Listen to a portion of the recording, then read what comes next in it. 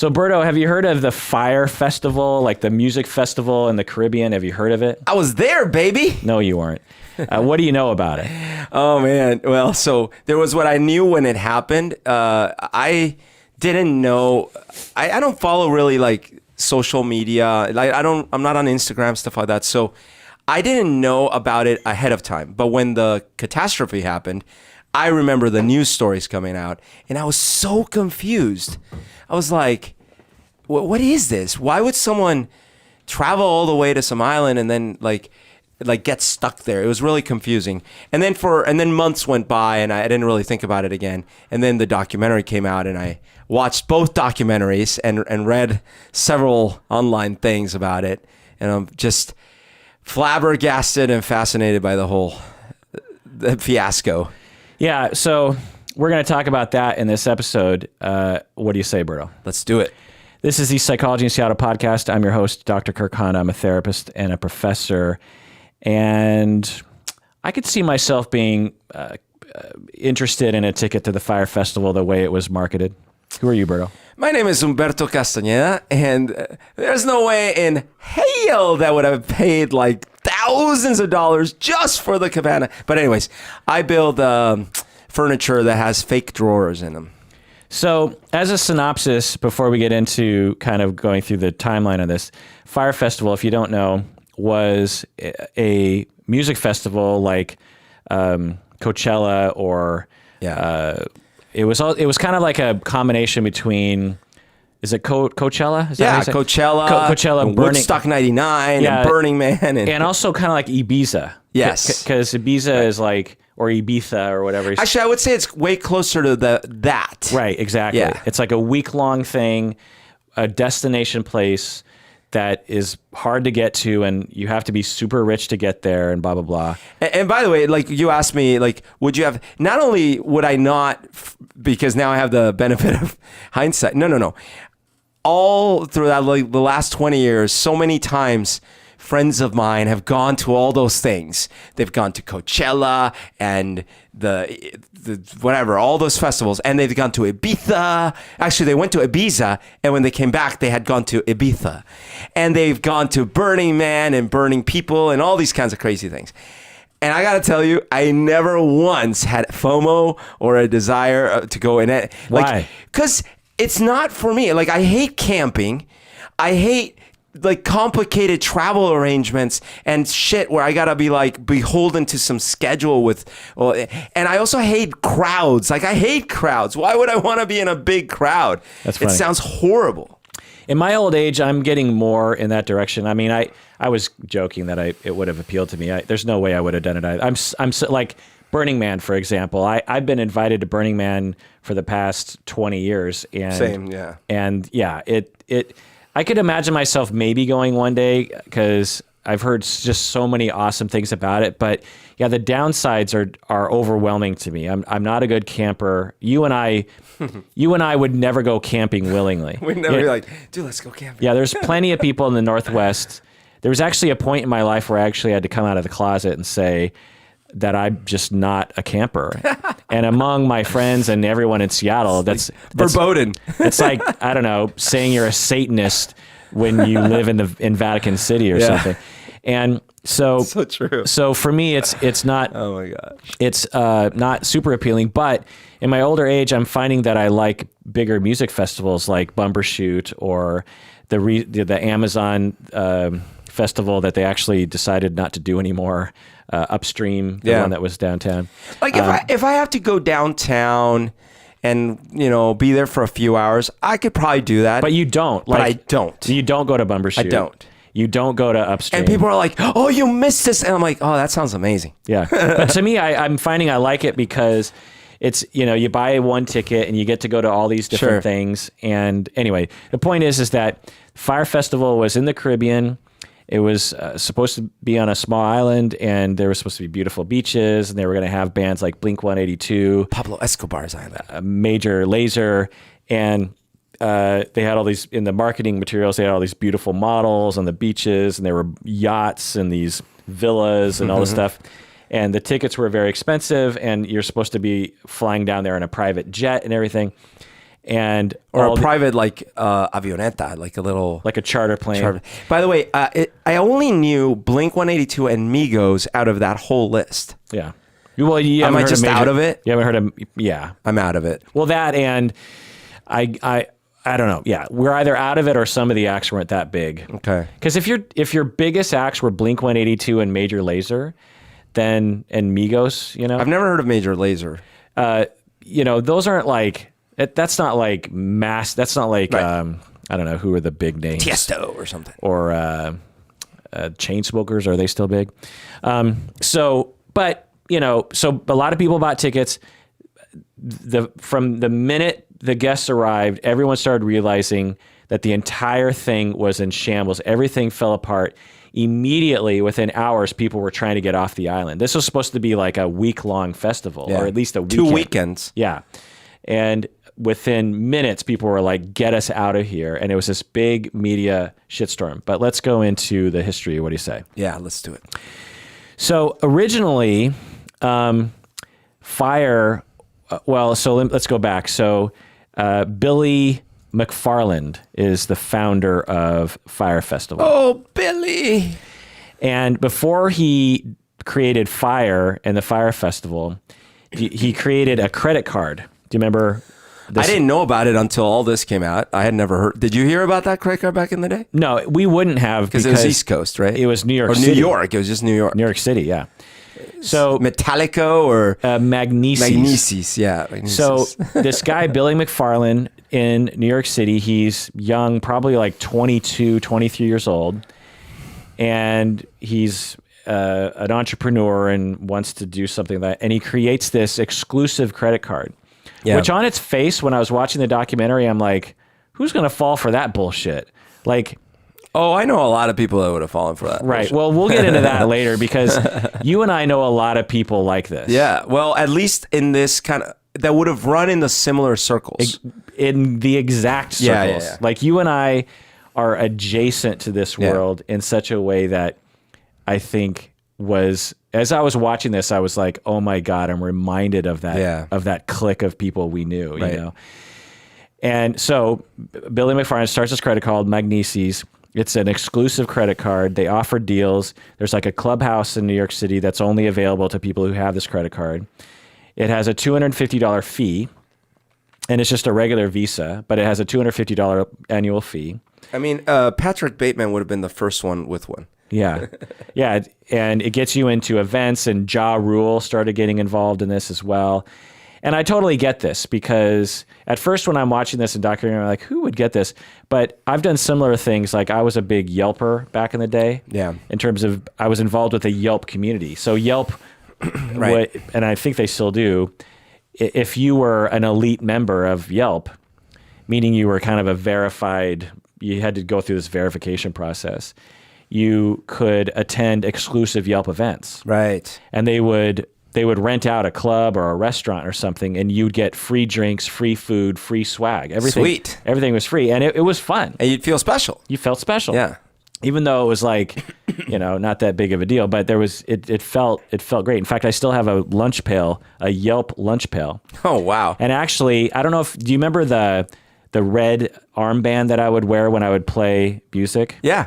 That's a Yelp armband. Oh. That was from the swag.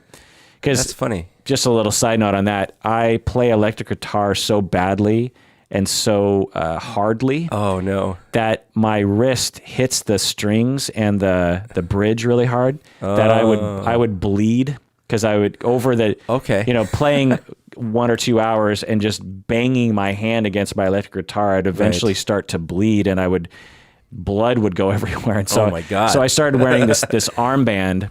I'd have to wear a long sleeve shirt or an armband anyway, and I used the Yelp swag thing for that. Anyway, came in handy. So Magnes, Billy McFarland, again, he's in his early 20s, and he creates all this buzz, and just to take a snapshot of Billy McFarland and his personality, because we're going to get into that. Yep. So imagine you're in your early 20s. Yep. You own a credit card. Yeah. People are buying it. Ja Rule is interested in you. Right.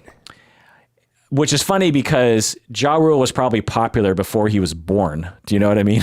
Or Totally. around the time he was a child. But anyway, and he is creating these events, and he's being interviewed at conventions. Absolutely, yeah. As like this up and coming genius. Yeah. In business, and people kiss your ass. We've been in this world. Yep. You and I have been in the club, DJ, exclusive, model circles in Seattle, where, like, I'll never forget, just as an anecdote, you and I were at a club one time, and we have friends in this world. We're not really in the world, but we have close. We were the people that always got the free entrance and skipped to the front of the line because of our friends who were the ones running those nights. Right. They were the ones running it. We were the hangers on. Yeah. And so we're at the club, and, we're getting all the VIP, blah, blah, blah. And sometimes they literally have a roped off section for VIP people. And then there's always an after party. Yeah. So then we go to the after party, which is at one of the cliquey people's houses. Right. And at this point, there's a point in the night when the cliquey people are like, well, we have to sort of pare this down because we can't invite everybody. Right. It has to be exclusive. We don't want all these yahoos coming. We only want some of the yahoos. Yeah. So we were included in that group. That first pairing. So it pairs down. Now you feel even more exclusive. Right. Because you're like the VIP of the VIP. And it's all kind of framed in that way, It's not like, because if you and I were out and we're like, hey, let's go to another location, we wouldn't be like, well, who do we pair down? No. We would just go like, let's go, Yeah.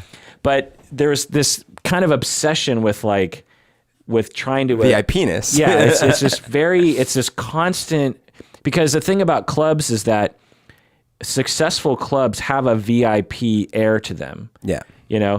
We were a part of this culture, which is totally related to this Fyre Festival culture, by the way. Totally. Is that some clubs would be, these new clubs would crop up, or it would change ownership, or it would change its vibe. Yeah. And suddenly it would be the it club. Yeah. Where there'd be a line around the block. And there'd be a club 2 blocks away that used to be cool that no one goes to anymore. Yeah. And there's nothing different about same music, same people, whatever. Yeah, same same alcohol. drinks. Yeah. And actually same bartenders, because like they worked in both places. It's just buzz, right? Yeah. And so the way you create buzz is by creating this exclusive thing to Studio it. 54. and you these clubs, and I would watch it because we would be behind the scenes. They would say to the bouncer, don't let in enough people so that there's no line. Right. Make sure there's always a line. Arbitrarily make sure there's because I remember there'd be times when we would wait in line, or we would see a line and we'd get in, and we walk in, no one's in. And it's like it's not at capacity. Right. And we're like, why aren't you just letting everyone in?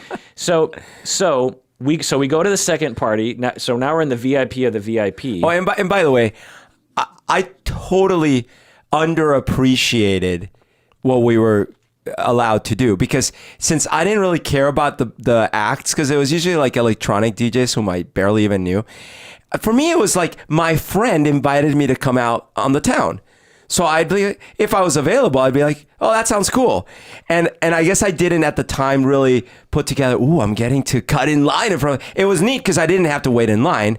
But I guess I didn't appreciate fully the thing we were getting to do, which was, hey, very few people are getting to go into this club to see this one dude. Totally. Or whoever play. And they would talk about it that way. Yeah. They'd be like, like with one of our friends, he was a club promoter. Right. And he would often be like, we'd be in a club or something, and he'd be like, oh, I bet you I could get us into the VIP lounge. Right. And I'd be like, I don't care. Cool if you do. Yeah, and he'd be like, no, well, I can get us in. And I'd be like, okay, if that's where we're going. To me, it didn't matter to me, but to him, because we're hanging out with our friends, right? Right. To me, I'm just like, I don't care where we're at. Yeah. But and oftentimes we get into the VIP lounge and it's the same thing. It'd be the same or boring. Yeah, totally. Because actually, there's only you're the only ones in there. Yeah. Remember, it was so funny. There's some of those areas where the only difference between VIP and non-VIP VIP is the little rope. Yeah. And now you're sitting on the other side of the rope. Yeah. It's so dumb. And I would get kind of convinced, like, oh shit, I can get the VIP. Like that's pretty. They joke about that in Extras, the Ricky Gervais show. There's one part where he gets into the VIP and he sits down, and right next to him, his friend sits down just on the other side of the rope, and then he's all annoyed. He's like, ah, goddamn. Yeah. So anyway, we go to the VIP at the VIP, someone's house. And then at a certain point, they tell everyone to clear out. Right. They're like, everyone clear out. So I go home. The next day or something, I run into our friends, and they're like talking about having extended the night to a third VIP circle. Oh. They're like, yeah, and then we did this. And I'm like, wait, I thought we all left. He's like, oh well. We kind of pared it down to a even smaller. You didn't make the final cut. Yeah. And again, the way it was described was they wanted an even more exclusive. Now they wouldn't describe it that way. That's not how they worded it. But there was an attitude of a tier level. Yeah. There were certain people who were allowed at the upper tiers. If you made it to 7 a.m. in the morning to the final tier. So one of the funny things is there were several years where I had a roommate who was not only in this world, but was fairly near the top of the food chain in this world. And as a result, same thing, he would invite me out to all these exclusive things and stuff. And again, I need to apologize to him next time I see him because I underappreciated it. But because he lived with me, our basement had like this little area set up where he had turntables, and we had like my computer for audio and stuff like that. And we had painted it special ways and all these things. So the after party always would, or very frequently would end up there. But I was obviously auto included because that's where I fucking live, So, but I never quite appreciated it. Because well, and another element as to why, and we've talked about this before, correct me if I'm wrong, that you and I didn't really appreciate it is as musicians, people who write, you and I write music, we play a lot of, we both play piano and guitar and bass and keyboard and kazoo and tambourine. And we love music. And when we look at DJs, we're like, well, you're just playing other people's music. You're not. There's a little bit of snobbery on our side. Which I think is partly justified and partly not. Right. Because it's a different kind of thing. Because we would watch these DJs playing other people's music, and they would have crowds of thousands of people. Yeah. Yeah. And it's stuff that I can't do. Like, I can't pick 10 songs in a row that will have 1,000 people jumping out of their chairs. Yeah. It's a job. And again, it's just a different art form people get into. But you and I were always just kind of boggled by the whole process. Yeah, exactly. Because that was their primary, their highest, like they would go to a rock show, these guys, and they'd be like, eh. But then they'd go to like a famous DJ. They'd be like, dude, so-and-so's DJing at the Trinity. Right. And like, we'd go like, oh, and okay. they would lose their shit, like for real. And you and I'd be standing in the audience going, he's just like every other fucking. Well, so when I was in my basement in those afters, right?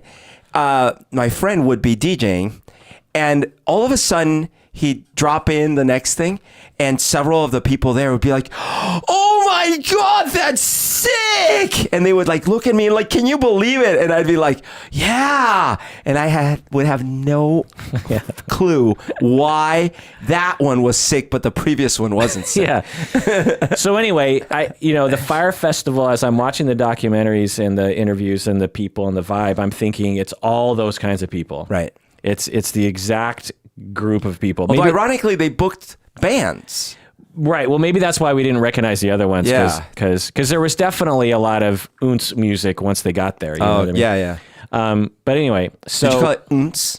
Ounce. That's funny. It makes total sense. Yeah. I've just never heard of it.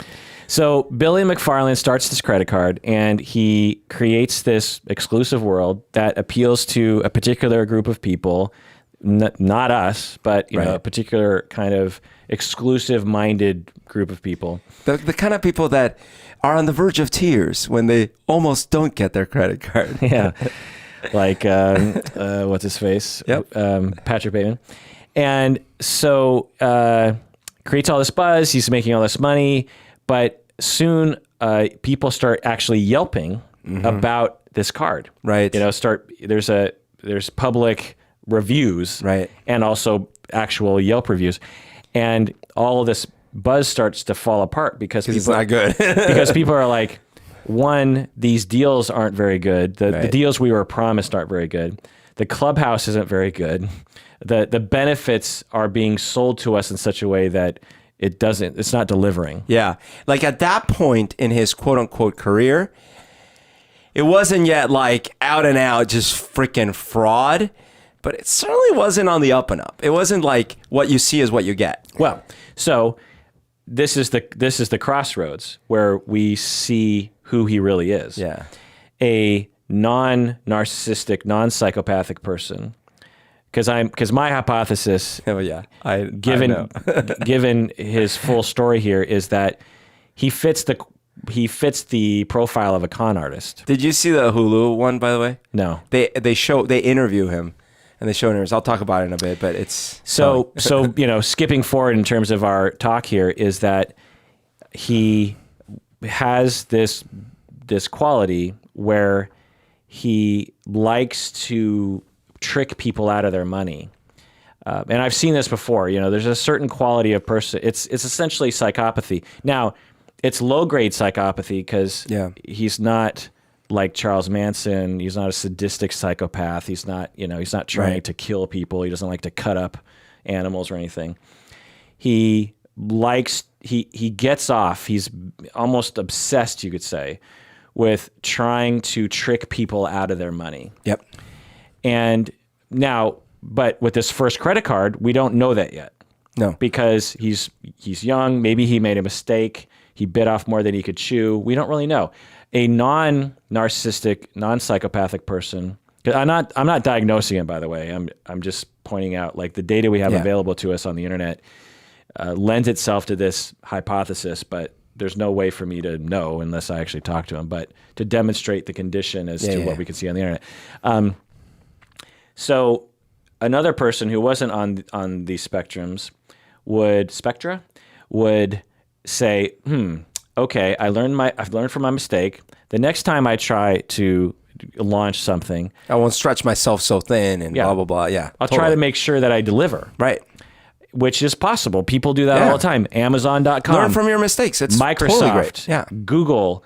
They all made claims and probably realized, ooh, we stretched ourselves. We went too far. Totally. Pull back. There's ways to make billions of dollars. It's not like you have to con people. No. Smart entrepreneurs understand that. Right. But reputation, especially the kind of reputation he was building, since it was so public. Right. Is everything in business. And the thing is, like, he had many ingredients of doing great things, right? Like he had great ideas, or at least what seemingly like viable ideas that most people don't come up with, and great connections, great hustle in some way, right? But I also hypothesize that he's of maybe average IQ because he's so quickly burnt himself out. Because a more intelligent, minor psychopath con artist would have figured out a way to sustain your ability to con people. Yeah. He so quickly burnt himself out. Right. And in such a glorious, like, self-defeating way. Yeah. Right.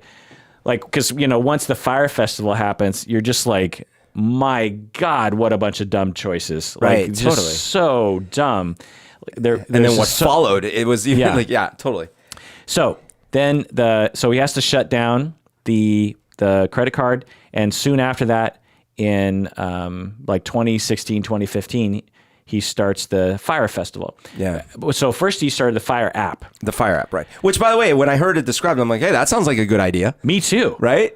I was like, oh my God. An app that lets you essentially book talent, like famous talent, like huge famous talent for your event. How else do you get in contact? The story they tell is like, hey, I was trying to get in contact with Ja Rule, and I'm like, I don't know. And I asked my buddy, and I had to pay him money, and then he got me someone else that I paid more money, and then I finally got in contact with Ja Rule. I'm like, this shouldn't be so hard. Like, that's a good idea.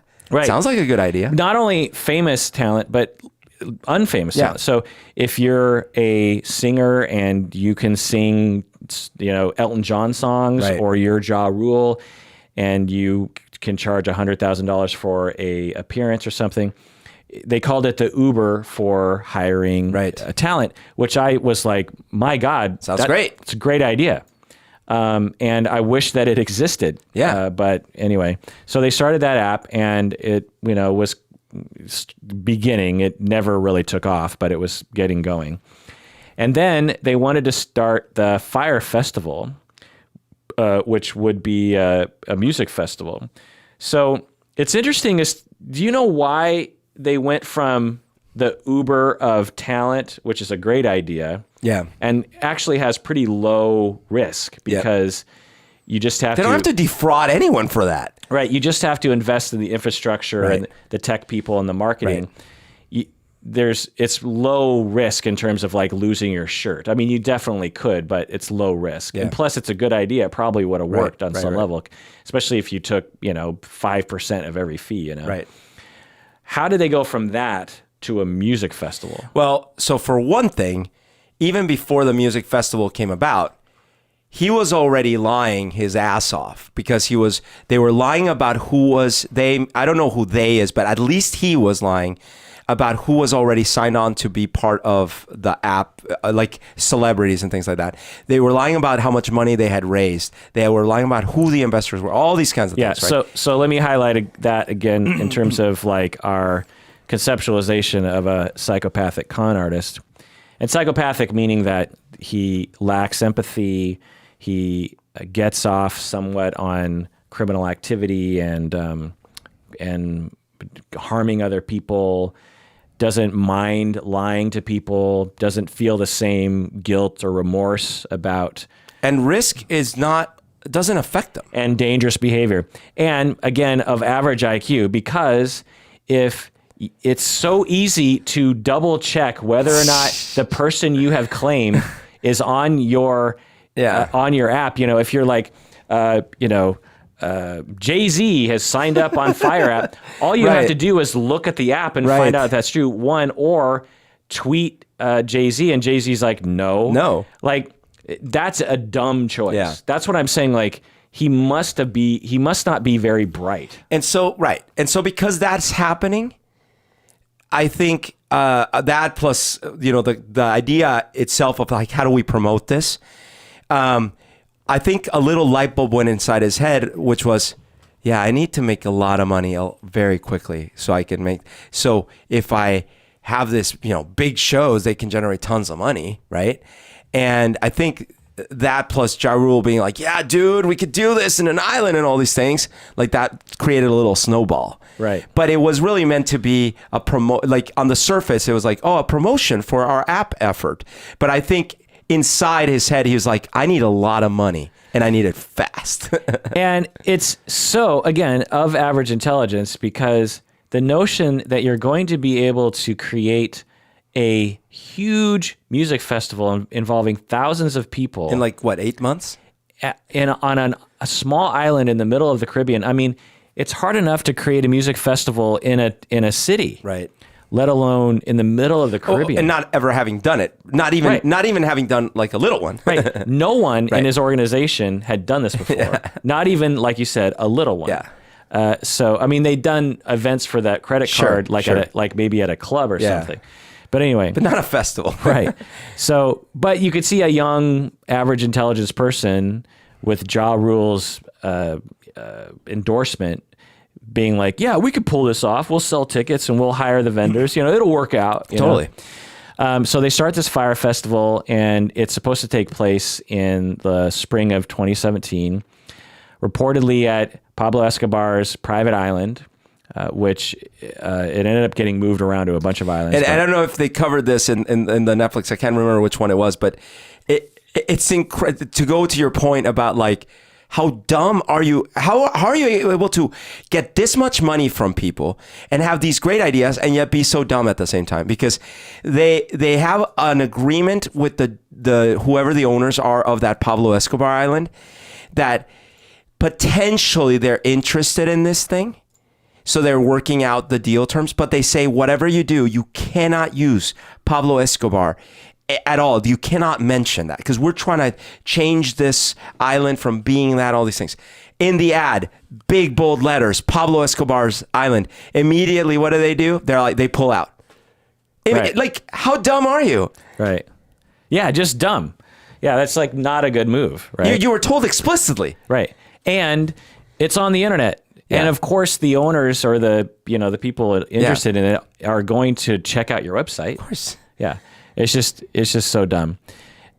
And that's just one of literal thousands of decisions that you can just be like, boy, was that dumb. Because you could say like, well, we tried to hide it. It didn't say Pablo Escobar. It said like, an island once used as drug running or something. And then we didn't realize that would be the reason for you guys pulling out. No. Yeah. Well, you told us no on the name. We used the name. Yeah. Conversely, though, he knows enough about how the internet works and how to create buzz that he knew that if he said Pablo Escobar's island, that would be a huge bump. I agree with that, but I don't think that he had like the chess move plan. Like, I'm going to sacrifice the queen because I get the king. Right. Clearly, because when you look at the whole story, because it's not like they had a backup island. Right.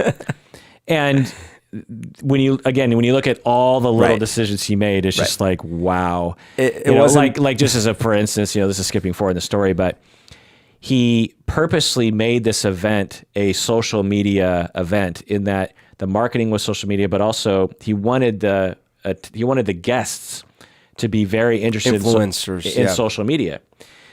And yet when people landed on the island, there were instantly memeable things to tweet about that were so obviously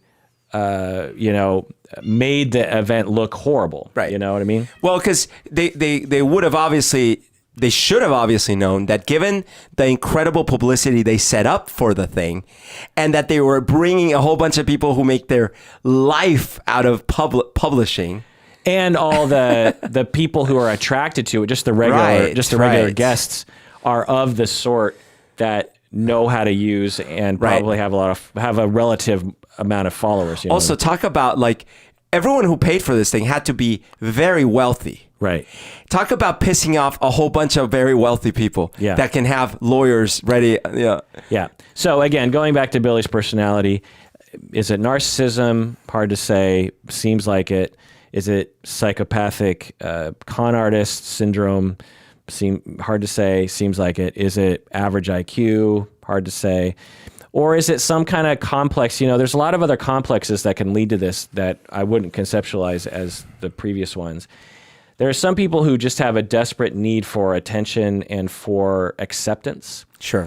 And will self-sabotage in the process based on their own lives and don't necessarily have to have a personality disorder to do that. But so it'd be hard to say like what I would come up with, but I'm leaning towards the psychopathic, narcissistic con artist with an average IQ. So at this point in the documentary, the first one I watched was the Netflix one.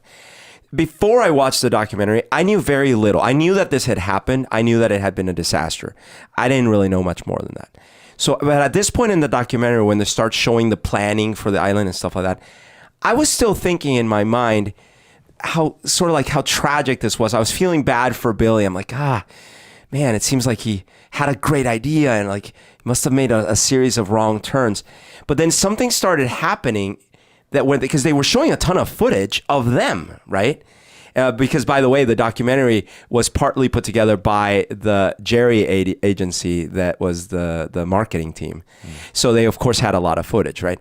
But I'm sitting there, and all of a sudden I start realizing something. As the stress starts mounting, he appears cool as a cucumber. Right. Yeah. And starts to avoid. Yeah. Like he doesn't know what to do as the stress starts to mount. He starts to resort, which we'll get into, to some psychopathic things, you know? So, but before the event let's take a break. What do you say, bro? Let's do it.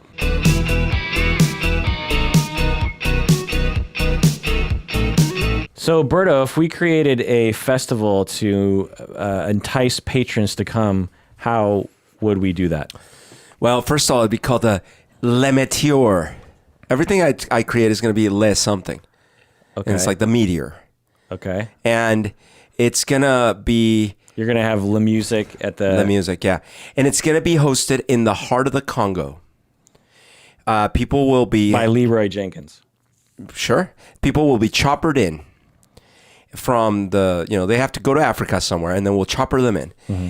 And it will be held in a tree canopy. Like we'll build this whole thing up in the trees. Mm. And everyone will get their own personal monkey. Absolutely. And a bodyguard, like a gorilla bodyguard. So a gorilla bodyguard and a monkey butler. And a cheetah friend. Oh, I like it. Yeah. And so we'll offer this as a package. If you become a patron, you'll get this. Yeah. Guaranteed. For free.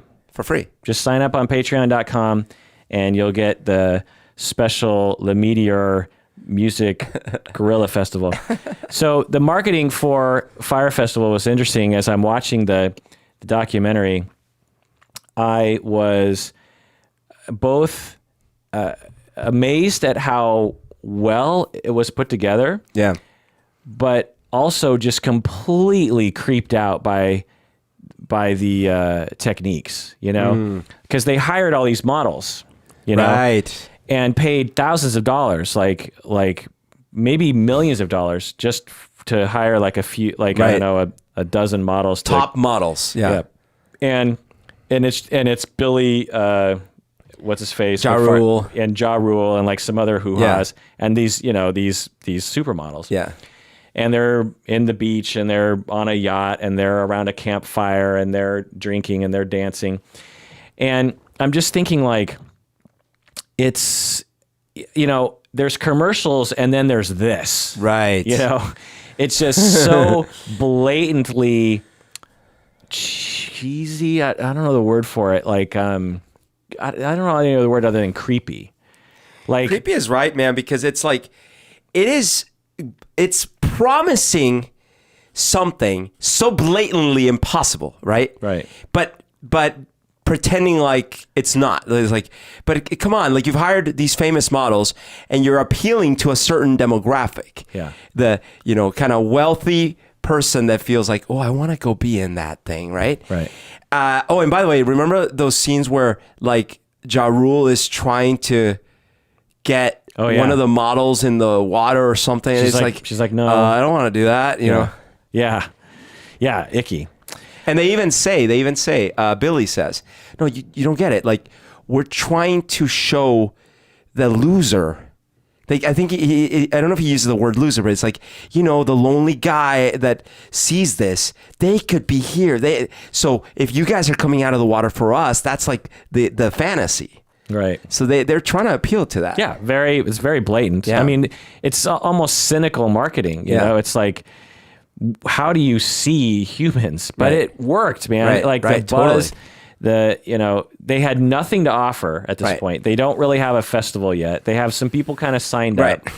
But they don't have. I mean, that ad is as high level as you can get. Right. They don't have the infrastructure. In fact, they don't even have the island yet. At this point, they're 3 islands away from the eventual island that they're going to do it on. They pay Kendall Jenner $250,000 to make one post. Oh my God. Can you imagine one post, $250,000? So I know someone like this, actually. I know, at a much lower level, but in that direction. An influencer? Yeah, where she gets paid to make one post or to make a series of posts. People will hire her to do this kind of thing. And it makes sense on a marketing level. Because they have followers and that costs a certain amount of money. Right. And it's just interesting. It's interesting, yeah. We don't think anything of paying millions of dollars for a commercial during the Super Bowl. Right. And it's but no one, I guess what's unfortunate is that the target demographic that is in fact influenced by that post from Kendall Jenner or whoever it is, they're not aware or taught at any point in their life, or at least not when they're young, why to guard themselves against stuff like that. Like I was never taught how to think about advertisements. Right. So we'll get into the lessons later, but I think one of the lessons here is how easy it is for us to be tricked by marketing. And I think one of the problems is that we're emerging out of is that, Twitter and these social media influencers are new. We didn't have them 10 years ago. And so, someone watches a TV commercial today, and that most people have at least some ability to be like, it's a commercial, it's a corporation, take it with a grain of salt. But with these influencers, we don't have that notion really in our society yet, mostly because it's new, but also because the main people who are paying attention to these influencers are younger people. That's true, yeah. And are more susceptible to it, I don't know. Well, it's like Saturday morning cartoon commercials. Right. How often didn't we say, I want frosted Lucky Charms? Right. I want that Star Wars toy. Yeah. We are very susceptible as little kids and young people. The difference is when we're 7, we can't afford or buy or have control. But when you're 25 and you have a trust fund, blah, blah, blah. So they're doing all this stuff, $250,000 Kendall Jenner, and that's just, a portion of the millions of dollars that they paid all these people. They had the top models of the world. They had Emily Ratajkowski, who was in the Blurred Lines video and the Ben Affleck movie, Gone Girl, and Bella Hadid, and the biggest young models of the day. They were sparing no expense. And to be honest, they at the time called me and asked my opinion, and I told them, I'm like, no, girl, don't do it. It's gonna, but they didn't listen. Yeah. So yeah, they promised free deluxe accommodations to quote unquote influencers. They paid millions of dollars for the music acts. Just massive success. And by the way, they didn't pay. They didn't pay, but they promised them. They promised to pay. Yeah. Just a huge marketing success. Like, if one thing they did well was how to work social media. Totally. Yeah. So, that just accentuates the tragedy of this thing. That they could have actually pulled something off and been incredibly successful. Right. That didn't have to be so ridiculous. Right. What they needed was to give themselves maybe another 6 months. One. They also needed someone to be in charge that's sort of independent of Billy. Yeah. Who has done this 20 other times. Yep. And they didn't have that person. Well, and the one red flag would have been, no one has ever done this. Right. You can't hire that person. Right. The closest is you can hire someone that has thrown massive festivals, reading, whatever it is. Right. And yeah, it's going to be expensive, but at least they're going to be able to call bullshit when it's bullshit. So one of the tragedies of that effect was that many of the vendors who had done this for other events before immediately saw that Billy McFarland had no idea what he was doing. That's right. They were like, this looks like it's going to be a disaster. Yeah. What's happening?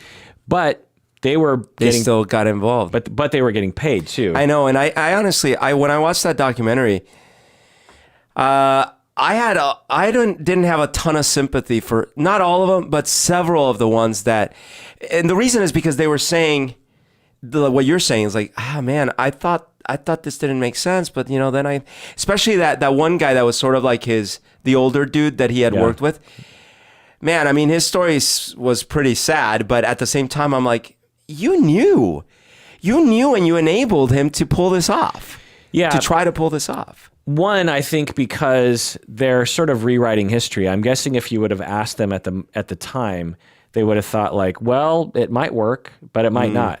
They look back now and they're like, well, of course I knew it wasn't going to work. Right. But some of those meetings they described later in the like towards the latter part of the process sound like absolutely many of them knew that they should absolutely pull the plug. And they still kept going. Right. So some people were actually being paid during that process because Billy was actually getting millions of dollars from investors. Right, which is amazing. Yeah. He can go to New York, grab a whole bunch of money from someone. Yeah. And would be paying some of the vendors right away. But the tragedy is the people of the island didn't get paid. No. He hired... There were hundreds. Well, so I couldn't really tell from exactly what the figures were, but it sounded like the island only had like a couple hundred people who lived on it. Yeah. And reportedly, he hired pretty much all of them. Yeah. Every available adult. Right. And none of them, or very few of them, got any pay. He promised them, tons of money and blah, blah, blah. And they did all this work and probably even invested money into their own, activities. And they're all screwed. Now, of course, there's a lot of lawsuits, but anyway. So the festival, there were reports of tickets as low as like $500 and as high as $250,000. It's just unbelievable. So you could get it was all based on the things you could get while you're on the island, like the how good your accommodations were. But the thing was that even at the $500 level, which is the cheapest, or around there, the accommodations were still glorious. Right. The low end accommodations were these beautiful bungalows. Right.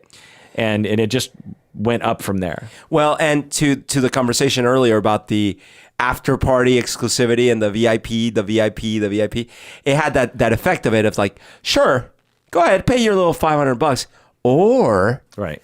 And then if you're really something special, you could really get something special. Right. So to someone who is in that world, that exclusive VIP EDM world, you are thinking, man, this is like the exclusive of all exclusive. Yeah. They're only selling 5,000 tickets. Yeah. Like a big like Coachella, there'll be hundreds of thousands of people. So not only is it exclusive in that way, but it's also exclusive in that it's on an island. Yeah. Like you're not in the middle of Ohio or California. You're in an island that is exclusive to begin with. And the event's going to make history, and I'll be there. Right. And there's all these models, and there's beautiful water, and da-da-da. And it's sold out right away. Yeah. 5,000 tickets. Yeah. Just a boon of marketing. People signing on the dotted line, sending thousands and thousands of dollars. Take my money. Sight unseen. Yeah. I'm ready to go. People, like, it's just, again, the marketing success of this. Crazy.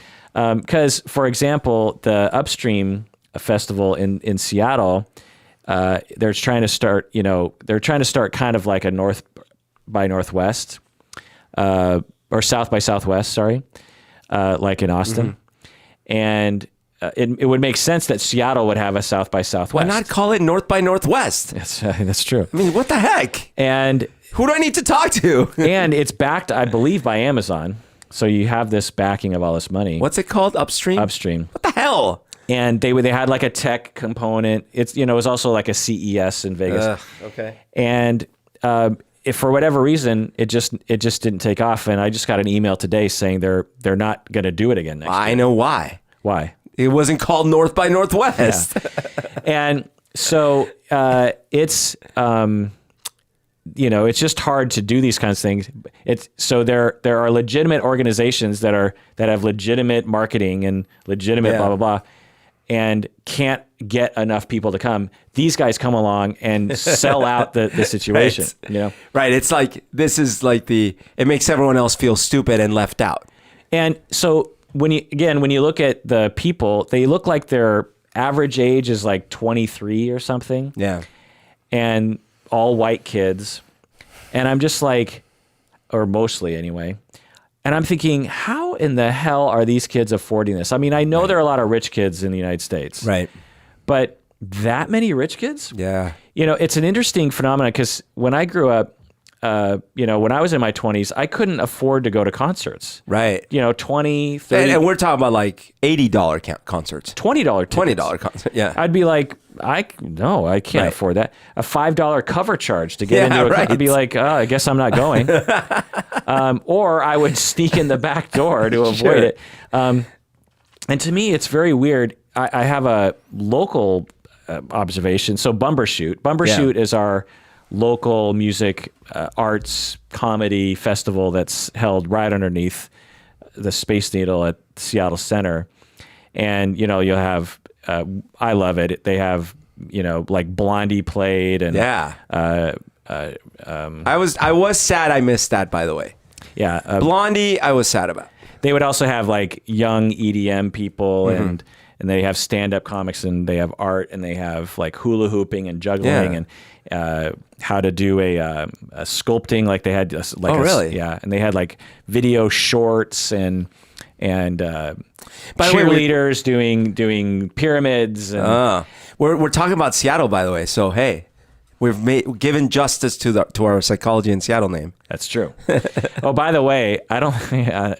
So I was on another podcast recently, and the guys, while we were talking, they're like, "Oh, I get it. You're called Psychology in Seattle. It's like Sleepless in Seattle." Had that ever occurred to you? Yeah. Oh, it did? Yeah. Had that occurred to me? I don't know. We never like made it explicit, but I just figured it was part of the whole thing. No. Okay. Why would I name my podcast? Well, I didn't think you named it because of that. I just felt it was like a layered thing. It's Psychology in Seattle because we live in Seattle. Psychology in Seattle because Seattle was cooler back then. And Psychology in Seattle, Sleepless in Seattle, you know, things in Seattle. It made sense. As soon as I heard that, I wanted to change the name of the podcast. Really? Yeah. That's Sleepless in Seattle was huge. To everyone outside of Seattle. Yeah. It's the only thing they know about Seattle. Exactly. It's like calling that in Nirvana. It's like calling it's like, you know, whenever everyone you're from Seattle, it rains there all the time. I'm like, look, you guys can't see this at home, but tell our viewers what you're wearing right now. a flannel. A flannel. So don't get on your high horse, mighty. Like, Sleepless in Seattle is huge. Look, I'm just saying, flannel has nothing to do with Sleepless in Seattle, by the way. Well, I mean, just saying, flannel is a Seattle thing. Yeah. So it's just funny how that just never occurred to me, and it bothers. And if you listeners out there thought, please email me that if you thought this was true. I just have to say, like, I am sorry for coming across like a dumbass who would name his podcast after such a stupid thing. Oh my God, I'm gonna change history. Because okay, so whatever town you're from, New York City, L.A., Tucson, Dallas, Minneapolis, London. Think about the kinds of dumbass things you hear from people who don't know your town. Okay. And identify something, oh, you're from London. Oh, put some shrimp on the Barbie. Like when people don't understand your I know that's Australian, but like, or for that, oh, you're Australian. That's not a knife. This is a knife. Like there are certain things you hear over and over and over again as like basically the only thing that outsiders know about your city. You become extremely wary of those memes. Well, sure. And so I, as someone who's born and raised, I've lived in Seattle for 48 years now. There are so many things about Seattle that I associate, all the neighborhoods. I have associations with particular, intersections. Right, from that movie, Sleepless in Seattle. And there, you hear rain, Sleepless in Seattle. You hear about the Battle of Seattle sometimes, WTO. You hear about maybe Bill Gates, Kurt Cobain, I guess grunge. Singles. I don't think that's popular enough. That's true. But listen, or Frasier, for example, like people will be like, "Oh my God, you're a therapist." You are the Frasier. And I'm like, that's okay. One, that wasn't filmed in Seattle. They just put they acted like it was filmed in Seattle. That's good enough, man. And when they're going to that coffee shop, that didn't look like a Seattle coffee shop. Anyway, my point is that I'm sorry that anyone thought that I did that. But imagine we did a podcast about food and we were from Arizona. We'd probably call it Tasting Arizona. And if someone's like, I get it, like that movie. And you're like, yeah, sort of. Ugh. So anyway, bumbershoot, which is another word for umbrella, which is, of course, playing into the stereotype. Sleepless in Seattle. That Seattle is rainy all the time. The kids so at Bumbershoot, when I go to Bumbershoot, the tickets are like $140, $140 a day. Wait, what? Yeah. That's expensive. Yeah. Holy crap. So to go to one day of Bumbershoot and see like, bands and other things from noon to 11 at night, $140. Jeez. I consider it worth it because the acts are so great and there's so few people that you can get into everything you want to go to. You know what I mean? Like they don't sell that many tickets so that like you can go right up to the front at the Blondie concert. You know what I mean? Like it's not like you're in Key Arena or something, Right. Like there's so few people that you get to do everything you want and there's no waiting and blah, blah. Anyway, so now I'm 48. I have a career. I can afford a $140 for a ticket. But the vast majority of the customers at Bumbershoot, I've noticed it over the years because it's gotten more prominent. It's like every once in a while I just kind of do like a head count. I'm not even joking. 80% of the people who are there, maybe more, look to be 18-year-old girls. What? Maybe 20-year-olds. Did they save for months to go? Right. And they're usually in big groups. And there is a lot of money accumulating in Seattle, though. Yeah, but still, Yeah. like if I had $140 when I was 18, there are so many other things I would have spent it on. Well, case in point, when I was, I guess I was 17 or something, but I was scraping there was this keyboard I wanted to buy that was $500. Right. So I was trying to save $250 because my mom was going to pitch in $250. Right. Right. So imagine spending half of that on one day at Seattle Center. Like, so it sort of boggles the mind. Like, so a number of things are possible. Like everyone has a ton of money, enough to go to the Fyre Festival. There's just enough wealth in our country that, the upper 5,000 people can spend. Upper 1%, and Seattle has a lot of rich people now. Right. Or parents are giving their kids a lot more spending cash. Yeah. Like even parents who really can't afford it are like just shelling out a lot more money to their kids. Because that was the other thing. Like when I was growing up, even though my parents could have given me money, they didn't give me money. They're just like, we have better things to do with this money. Right. Like I'm not going to endorse you spending like $50 on a concert ticket because I think that's a waste of money. Right. You should be saving that money for something. So there's also there were stories of people that had sold like all their stuff so they could go. Oh, really? Yeah. So that's another thing, right? It's like so even non-rich people. Right. That's just interesting. Anyway, so there were all these different packages, like the yacht package, and there was a Kendall Jenner party package that they were selling. And again, now we're getting into the con artist thing. Right. Oh, Kendall Jenner will be there. Because she wasn't going to be there or something like that. Well, and they even, they were really vague because people started assuming that Kanye was going to play there. Oh, really? Because Kendall Jenner had made the post. Yeah.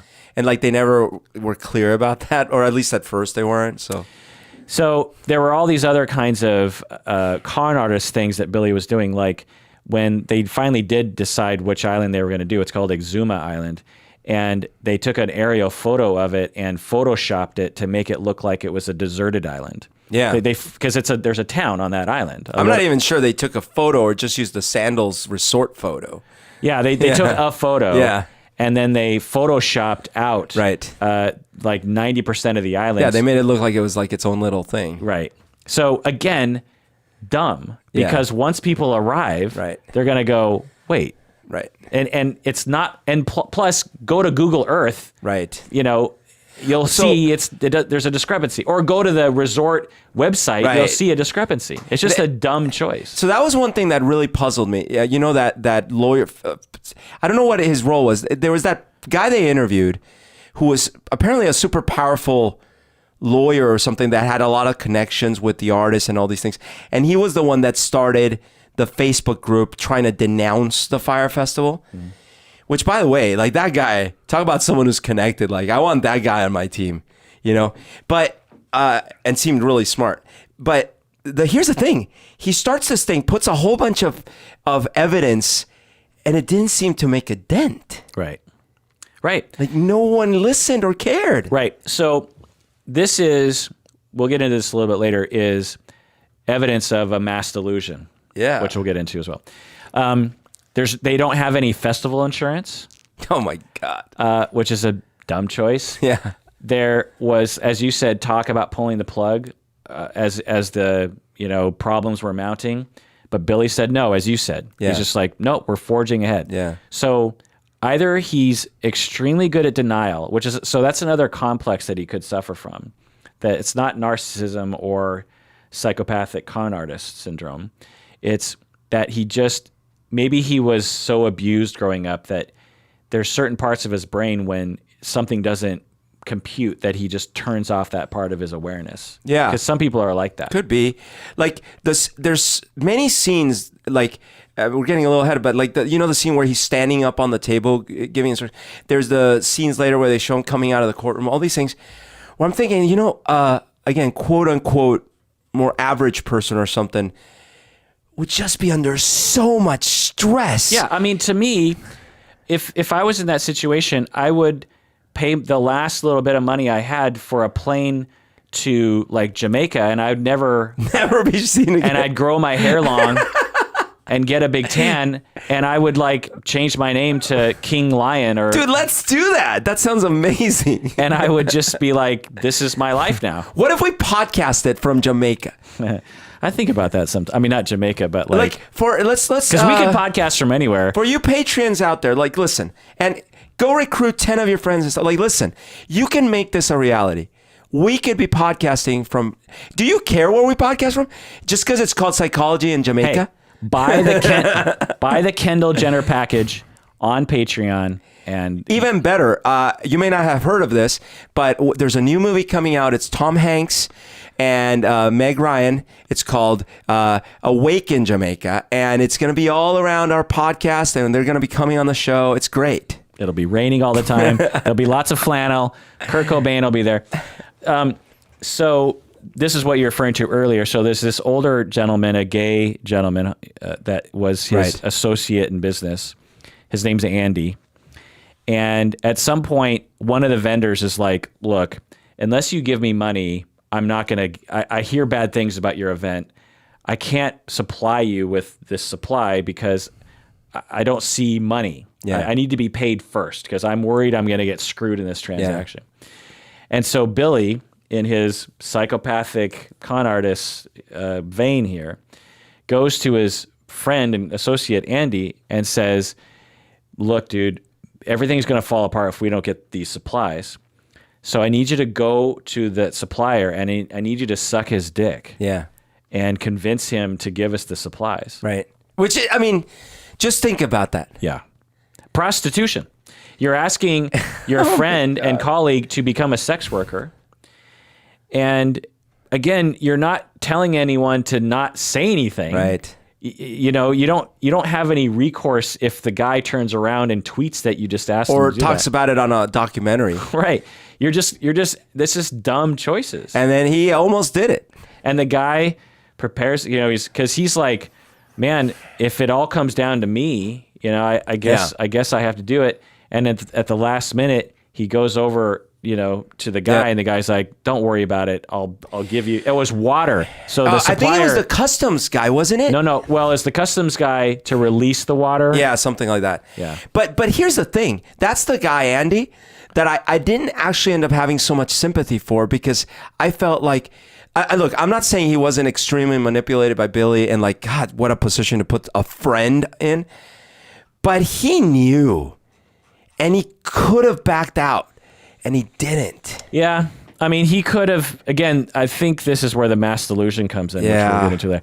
So the event has all sorts of problems. People have trouble actually getting there just on the air, the first sign is like the airplanes are totally delayed just taking off from Miami. Because people landed in Miami and then they were supposed to take a special charter. And the quote unquote charter plane was just like a regular plane. It's a 737 or something. Well, like one of those smaller. Yeah. And the people in the flight were like, this is the exclusive private jet. Right. So right away, people are like, wait a second. What's going on? They get there. They can't get their luggage. So they just have, their carry-on.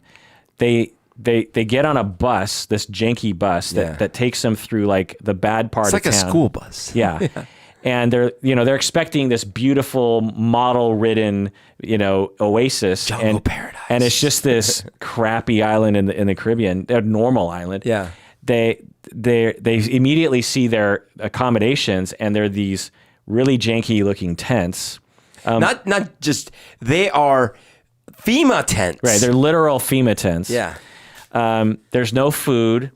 Half of the people don't even have tents because there's not enough tents for the people. I mean, right there, Billy should have got on a plane and gone to Jamaica and changed his name to start the day and say, I have 5,000 people coming, in groups of 2 or 3, and I only have like 500 tents. Yeah. Like the math doesn't work. And many of the things weren't even put together. There were mattresses everywhere. The food vendor places were not set up yet.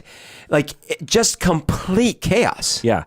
And so people started looting because they wanted to survive. Yeah. They were like, well, we don't have a mattress in our tent. We don't have enough mattresses. So they would wait for people to leave the other tents, and they'd run to the other tents and steal the mattresses. Right. Well, and in the Hulu document, this was a little bit that wasn't in the Netflix, but in the Hulu one, some of the people there that were working on this, they were actually trying to register everyone and sort of try to bring some process, which is probably impossible. And that's when Billy stands up on a table and starts basically telling people, look, just go find a tent. And that's where kind of the stampede happens. Interesting. Yeah. And the artists start to back out right away because they're getting reports of problems, and they're just like, fuck it, we're not going to do it. And within just like a couple hours, everyone wants to get off the island. Yeah, because the thing is done. There's not going to be any music. Yeah. The accommodations are shit. Everyone's going to catch pneumonia overnight. And there is no food. And it had rained the night before. Right. So these tents and the beds are soaking wet. Yeah. They tried to get everyone drunk. Oh, yeah. That's the one thing they had, right? They had alcohol. They had a shit ton. They spent, what was it, $2.5 million in alcohol. Oh, my God. Again, this whole time, Billy is being called upon because he's in charge, and he's avoiding or saying a bunch of weird stuff. Again, it's just like, how dumb can you be? Oh, and to your point of dumb, the taxes on alcohol in that island were so high that they had to pay $900,000 in just the tax. Wow. Yeah. Almost $1 million just on the tax. There was no water. Tons of liquor, no water. There were no bathrooms. There were just porta potties. So that's a big one right there. It's like, so imagine you expect this luxury accommodation. Yeah, you've paid $250,000 for a ticket, and you have a shitty tent with no mattress in it, and you might not even get that tent because someone might take it, and there's only porta potties. There's porta potties, and there's no sinks, and there's no water. It's unbelievable. Like there's no you can't go to a tap and drink the water. There's no tap because the tents are in the beach, kind of like a campsite. So it was actually, they brought in sand because before that it was sort of like gravel. Yeah. And they didn't have enough sand. So girls with their sandals were actually bleeding from their feet because oh my God, the rocks were jabbing in them. And then the famous tweet, do you know what I'm talking about? The sandwich? Cheese sandwich, yeah. So they start handing out food because people are hungry. And it's just one of those takeaway styrofoam boxes. Right. Like the cheapest you could buy at the grocery store or whatever. And there's some a piece of lettuce and a half a tomato slice, 2 pieces of Wonder Bread, just the cheapest bread you could imagine, and then 2 slices of American cheese just kind of slapped on it. Unbelievable, man. And that's that's the food. So on the website it was hors d'oeuvres and this famous chef. And they had shots of fancy hors d'oeuvre food and grills, and which they're better the fuck be for that money, right? And so they get handed this, and this one guy takes a picture of it. He's just he's not an influencer. He's just like a regular guy. And he, tweets it, and it becomes this hugely famous tweet of this is my this is my meal. fancy meal at the Fyre Festival. And this is when the media started blowing up about it. It gets immediately canceled, right away. There's a riot, an angry mob of the locals who were trying to get paid. Jesus. Everyone's talking about it. Conan O'Brien, Fox News, everyone's talking about it. The meme police is out in full force. Yeah. So, let's talk about the mass delusion here. So again, when we look at explanations, it's like, is he a psychopathic con artist? Maybe. Seems like there's a lot of evidence there. Meaning that he doesn't have remorse, he lacks empathy, he actually kind of gets off a little bit on conning people out of their money. He likes to have a little bit of control. He is what they call, superficially charming. Yeah. Because he is. When you see interviews with him, like he comes across as like just a kind of the boy next door who you think is going to succeed. Well, you should see, again, in the Hulu one, because it takes place later. It's before he went to jail, but is Hulu paying you to promote their... No. In fact, funny you should say that, because the one on Netflix was by the media company, Jerry Media, that was the part of the culprits in this. So there's a little bit of a scandal with that. But the flip side is that the Hulu one is way lower quality. Yeah. It's just that they got interviews with him. Interesting. But when you see that one, he ended up, after this, he got skinnier. So he looks actually good. Before he looked fine, but he was like a little overweight and stuff. But after this, he got like fit, and he got a supermodel girlfriend. And he was living in a penthouse, like a rich penthouse in New York. So it's like he did better after this disaster until he went to jail. Right. Yeah. So is he a psychopathic con artist? Is he a victim of capitalism? Does he have a low IQ? Does he have some sort of denial complex? Does he have some sort of self-sabotage complex? Hard to tell. But there are some warning signs that he was, like the company he had, the Fyre App company, they were all deluded into thinking they were working on a completely legit thing. And silently behind the scenes, he was already defrauding people left and right. He had already been defrauding people with the card thing. Right. He was defrauding everyone that worked with him left and right during the thing. He lied about having the island in the first place. He lied about all these things. Lie. Right. And then afterwards...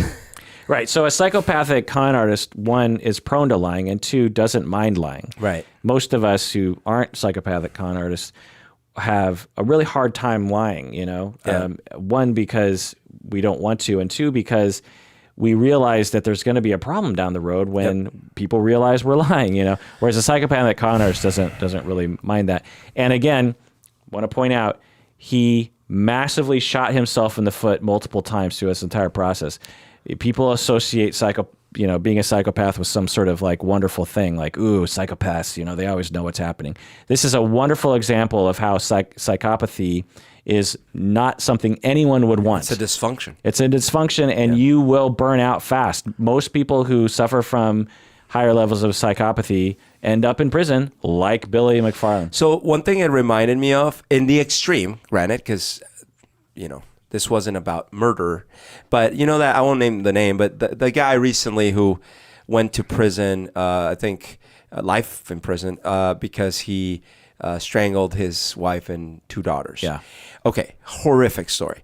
Well, I saw when I watched a lot of the interviews and all the film footage from the cop that was interviewed, all these things. I watched all of that, and it was unbelievable the cool that he's able to keep, even in the face of everything crumbling down, his lies come, everything, and he's just like cool and unfazed, like a shark, Right. And again, it's hard to know, because he could have been crumbling on the inside and just been like... I guess what I mean is that whatever you call it, whatever it is, that it's so obvious when you see someone go on a stage and they're nervous and they start like losing their place, and it's so obvious. They're sweating, they're stumbling on their words, and it's clear as day. With certain kinds of these people, if you didn't know all the background, you're like, oh, there must not be a problem. Like, this person's fine. Right. So when you are raised in such a way that you, from an early age, were either modeled to or learned how to lie very well, and you had to do it over and over and over again to survive, or again, it was modeled to you in this way, then you're well practiced. It's just a thing you do. It's just a thing you do. And for most of us, we don't have to resort to that because our parents were good to us enough that we didn't have to lie. We didn't have to develop that skill. And so when we're an adult trying to lie, we start sweating and it starts getting weird for us. You know, and we struggle with it. We take extra long in answering. Yeah, there's certain hallmarks to it. Yeah. Or, you know, what happens to a lot of people is even when they should be lying, they don't. Like you see like people being interviewed by police officers. Yeah. And, you know, they just eventually they're just like, yeah, I did it. You know, when you're just like, you don't have to tell them that because people have a hard time. Right. They want to please other people. They want to tell the truth. Anyway, so let's get to the mass delusion part. I just want to briefly discuss that, you know, this is another way of looking at this. People love a good story. People love a good story. Stories give us meaning. Stories give us hope. Stories give us purpose in life. Stories give us something to look forward to. You know, they sold a story. Yeah. They sold themselves. One way you could look at it is they sold themselves a story. Oh, it's clear that to a very deep level, both Ja Rule and Billy really believed their own bullshit. So you could say that they were wrapped up in their own fantasy. And you can see in smaller levels people doing this, you know? Like you and I have been in some bands before where in the beginning we start selling ourselves a story. Yeah. We're the best band of all time. Yeah. We're going to be famous. We're pre-famous. Right. We're already famous. People just don't know it. They don't know us yet. All we have is a marketing problem. Right. That's a story that gives you meaning, gives you purpose, gives you self-esteem. But if taken too far and you have enough yes people around you and enough maybe of investors giving you money, you start actually believing, and more people start believing because they need to believe. The vendors need to believe because they're going to make millions of dollars. Yep. The customers need to believe because they want to have this awesome time. Yeah. Everyone wants to believe this story because they need it to be true. In some ways, when you look at the history behind you mentioned these companies earlier, but some of the very large, very successful companies, when you look at the biographies, the stories and things like that, they went through similar moments where they were bluffing to a great extent. They were bluffing. Like take the Microsoft story, right? They didn't really have an OS ready to give IBM. They bluffed their way into that deal. Right. But they pulled it off. They got a little lucky and they pulled it off. And then it's like, well, I guess we are that thing that we said we were. And so we are, right? Yeah. And in some cases, the lies are smaller. In some cases, they're bigger. Like, it's one thing to say, yeah, we got an OS. And then it's like, shit, we better go get an OS quick. Yeah. But when you start doing that day in and day in and day out and day out, over and over and over. But I think you and I know enough about business. You know, Seattle is filled with entrepreneurs, startups, blah, blah, blah. And this is a thing that is a well-known practice, whether it's explicit or not. But, you know, someone starting an app or a website or, I don't know, some other kind of thing today, when you decide to even pre-launch, you talk about it like it's God's gift to the earth. And people are behind it. Yep. And you have tons of employees. You don't give the exact number. Yeah. But all these people, when it literally could be one guy with a half-baked website that isn't functional yet and hasn't been beta tested, and upon launch it falls apart. This happens all the time. But you just pick up and try it again. You know, it's a known thing. You never say, I have a product that has never been tested that I'm not sure is going to work, and that I myself I'm ambivalent about. and statistically, it's probably not going to work out. That's not. But try it. But that's not how you launch things, right? Everyone understands that. You know, there's bullshit around it, and so he was doing that, and we're it's common among us. You know, what is legally distinguishable is when there starts being fake photocopies of wire transfers and explicit legally liable lies, right? And photoshopped pictures. Yeah, exactly. It's one thing to say, like one thing that I know business guys will do. They'll be like, well, us at our organization, we're thinking about doing this or that. When I know there's only one person, one dude, is it? He's the. I know. I've been in meetings like that too. Like we're talking about the latest line of furniture and how we can make the drawers even more fake looking and stuff. And we're sitting there in the meeting, and inevitably, if we have a partner visiting, someone will be like, "Oh yeah, we've got a team assigned to that problem right now." And I know, I'm like, "Team? We had the conversation with Bob yesterday. That's not a team." Right. So that's lying. Yeah. And accepted. Yeah. Or at least it passes, and you don't go to that guy and go, "Dude, you're a con artist." Yeah. So you could imagine, again, in our capitalistic culture of entrepreneurship, you can see that Billy might have just been willing to take it to the next level. Right. And there are those, so Theranos is another company where the CEO started falsifying tests and making up tests that didn't exist and things like that. Lab tests and lab results and things like that. Volkswagen. Lying about... Right. That huge... And they're ruined now, right? Volkswagen is no longer a brand, right? Yeah. They're done. Right.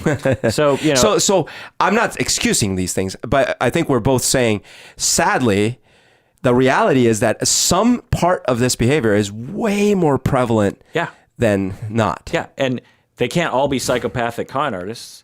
So they're all on the spectrum. When you have a system that rewards you for such things or rewards you for taking risks along those lines, then you win. So, for example, with Volkswagen or the Big Short, you have a situation where you're pretty sure it's going to work, and if it doesn't work, you're pretty sure the consequences aren't going to be that bad. Right.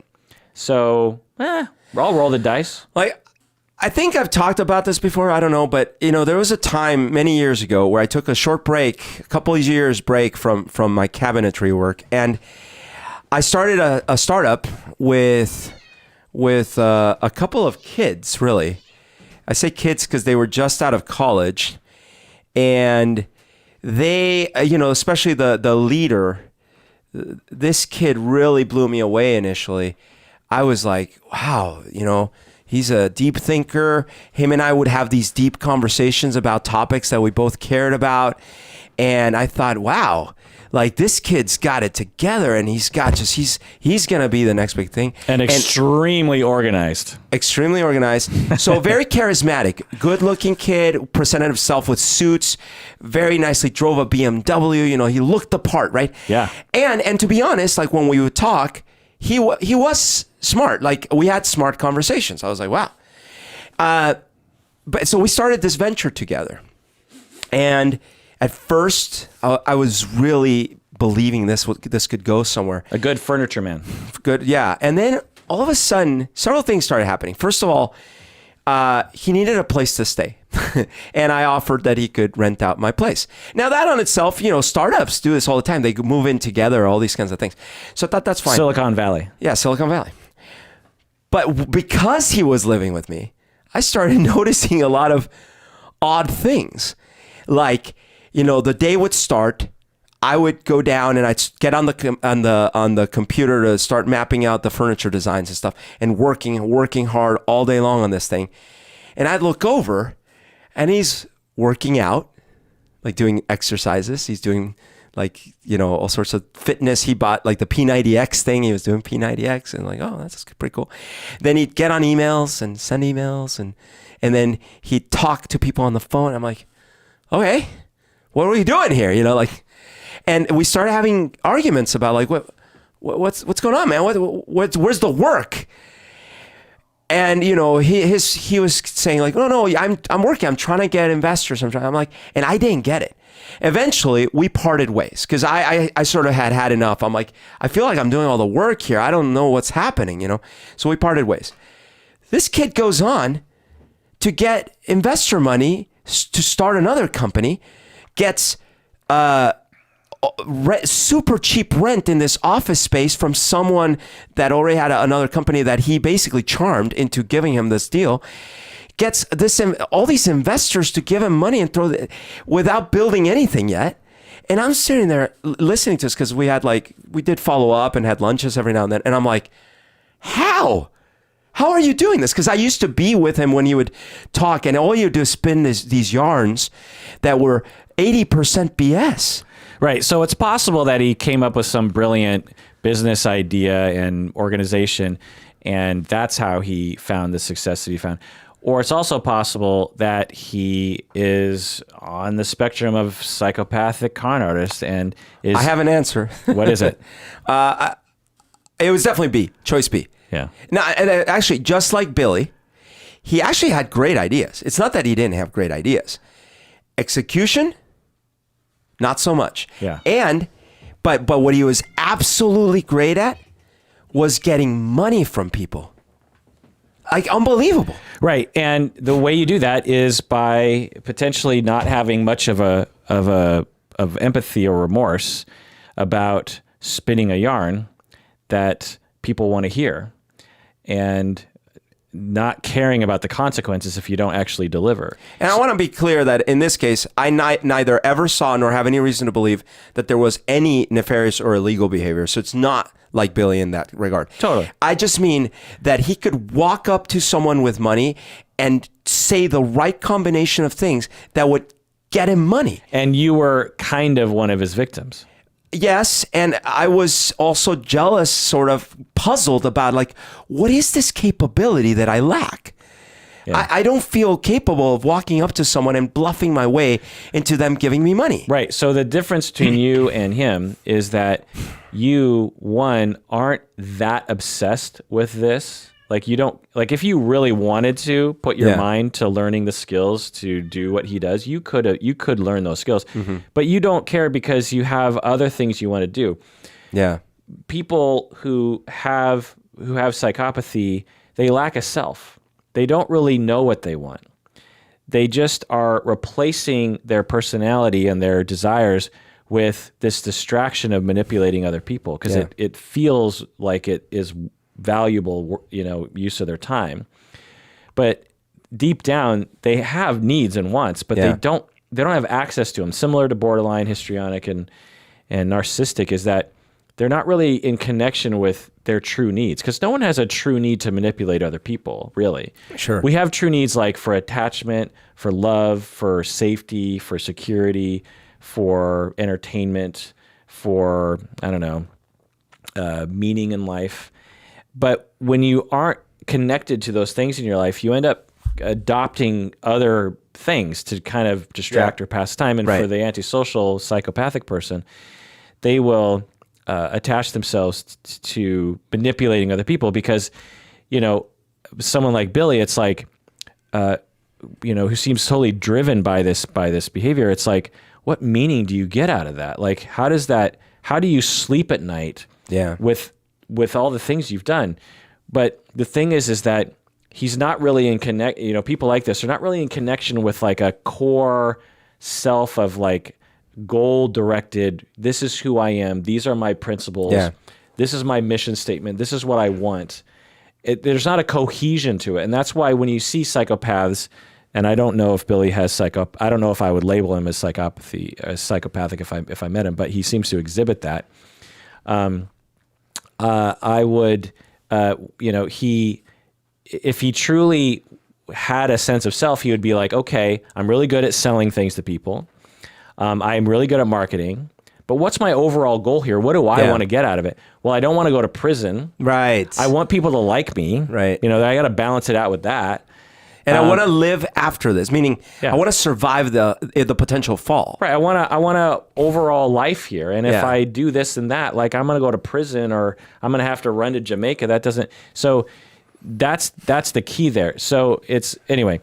So getting back to the mass delusion part, the Make America Great Again is one mass delusion among a certain group of people. Right. You could also say hope and change was kind of a mass delusion. Oh, absolutely. Too. It's just like in 2008, we wanted to believe in hope and change. Totally. We wanted to believe that the country could be perfect or better or safer. It was Make America Great Again. Right. Absolutely. Yeah. It's just two different versions of what that meant. Right. And other politicians literally said, make America great again. Yeah. Like I think Ronald Reagan said that. And so we want to believe, they sell us a story and we want to believe it. And I guarantee you that the time frame during which the people that say Make America Great Again happened, the politicians at that time were probably saying Make America Great Again. Totally. Just throwing out another mass delusion, all those people who waited in line to see Star Wars Episode 1. No one would have done that. All those people who waited in line, Are you calling me a mass delusionist? They wanted to believe in a story that this was going to be the best movie of all time.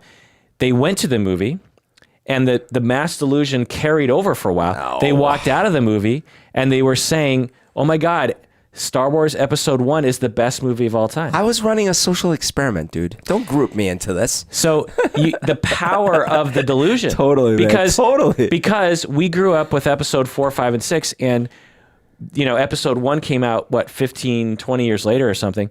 We needed to believe that there could be another Star Wars movie in our world, and we could relive the glory of watching Empire as we did when we were children. We needed, as a collective, we needed to believe that, and it overpowered our personalities to the point where we were in complete denial. Even after watching the movie, as you said to me, you were like, yeah, that was awesome. You were high-fiving everyone. Totally. Yeah.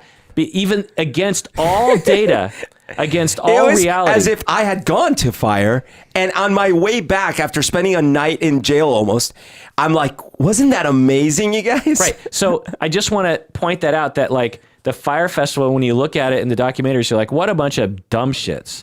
But all of us are susceptible to this. Yeah. We are all lonely. Totally. We all lack meaning. We all want to have cohesion. We all want to have an amazing experience.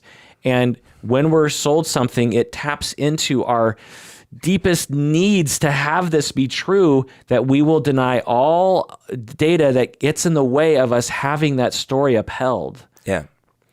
So what's the final word about this, bro? Well, I mean, for me, the most telling thing of all of it was when it was all said and done, instead of moving to Jamaica like you suggested, or at least just going into remission for a couple of years, or just getting a job somewhere, Billy started conning right away. Right. In a super sleazy... Even more sleazy, if that's possible. He started to spam the same victims. He started to spam the people who had bought the ticket. Yeah, the same victims already of his own crimes. He started to spam them with like essentially Nigerian. 100%. It was like the most obvious spam scams. Unbelievable, dude.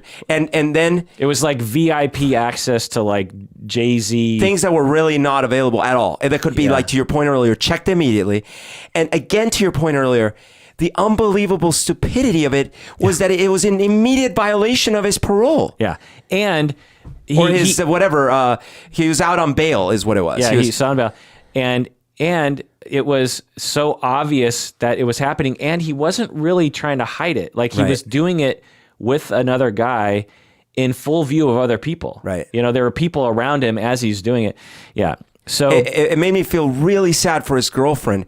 I don't know that they showed her much on Netflix, but in the other documentary, the Hulu one, which you really should watch because they paid me to know, in that one they showed the girlfriend, and the girlfriend loves him and was shocked to find out all of this, and was sort of like devastated when he went to jail. She was on the interview saying, like, finding out that there's this other side of him that's essentially, I don't know if she used the word monster, but it was something along those lines.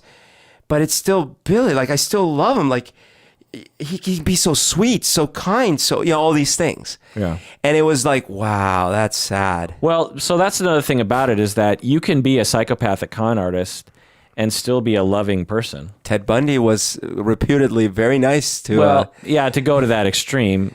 But he also wanted to cut your head off and, Oh, no, sure. But I'm saying, like, some of the people that knew him said very nice things about him. But to a lesser extent, say Billy, I don't know, somehow figures out how to con people without getting in trouble, or con people legally or something. he could have a totally fulfilling marriage. You know, there's people tend to look at these people as like evil monsters, and it's just not that easy. Oh, I see what you're saying. Yeah. So I see why you didn't want to. True. So I guess you said in conclusion, I think we need to all check in with our little inner voices when we are presented with opportunities in life. Right. And especially when those opportunities seem maybe a little too good, or maybe they seem like to come out of nowhere. And one of the things is, how often do any of us look into who's the promoter for a show, or who is the sponsor for an event? Or never, right? Like, we never look into things like that. Well, yeah. So if you're a young person and you're susceptible to this sort of thing, I would hope you're not. But if you are, make sure you're no longer susceptible to it anymore. You know, this whole idea that Kendall Jenner can make one tweet and obviously get paid, you know, that hundreds of thousands of dollars to do it, and for that to influence your decision to do something, I hope you understand how ridiculous that is. They just, these social media influencers are just complete bullshit. You know, or at the very least, you should just take it with a massive grain of salt. You know, you should even take them with a bigger grain of salt than advertisements, because an individual doesn't necessarily have the time to vet something. You know, Channel 5 will potentially get in trouble if they air an ad that has dubious claims. Sure. An individual social media influencer is like, well, I don't whatever. I don't have the check. Yeah, I don't have resources. So I don't have a legal team that's breathing down my neck. Totally. They just passed a law in, I think, the UK, because they had problems there too with influencers posting things, not ever disclosing that they were paid advertisements. So they now have to explicitly say that it's an advertisement. And it can't even be like it's sponsored. It's got to be like it's an advertisement.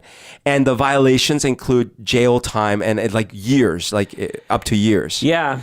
The libertarian streak in me has a bit of a problem with that. I mean, I guess I don't really disbenefit from that scheme if that happens in the United States. But on the other hand, it's like, I don't know. It's an interesting thing, because it's like, on one hand, they're just individuals getting paid to do something.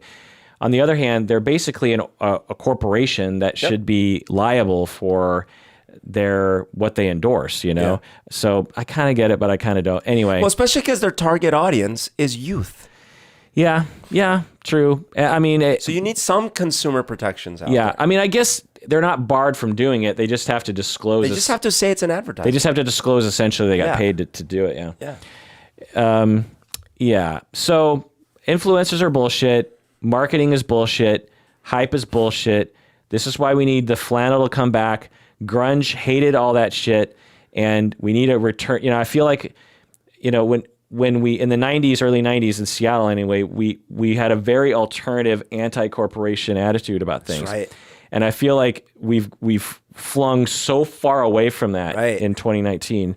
The world loves corporations. Yeah. It swallows, you know, hook, line, and sinker obvious advertisements for things without critically looking at it as like, these are marketers selling us shit. And so, you know, don't trust the internet. Don't trust Kendall fucking Jenner.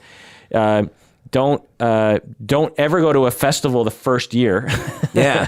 How about that? Maybe we need to stage an all-night protest at the Space Needle so we can truly get back to being sleepless in Seattle. Oh, my God. Well, that does it for that episode of Psychology in Seattle. Thanks for joining us out there. Please take care of yourself and never say that joke again, because... we all deserve it.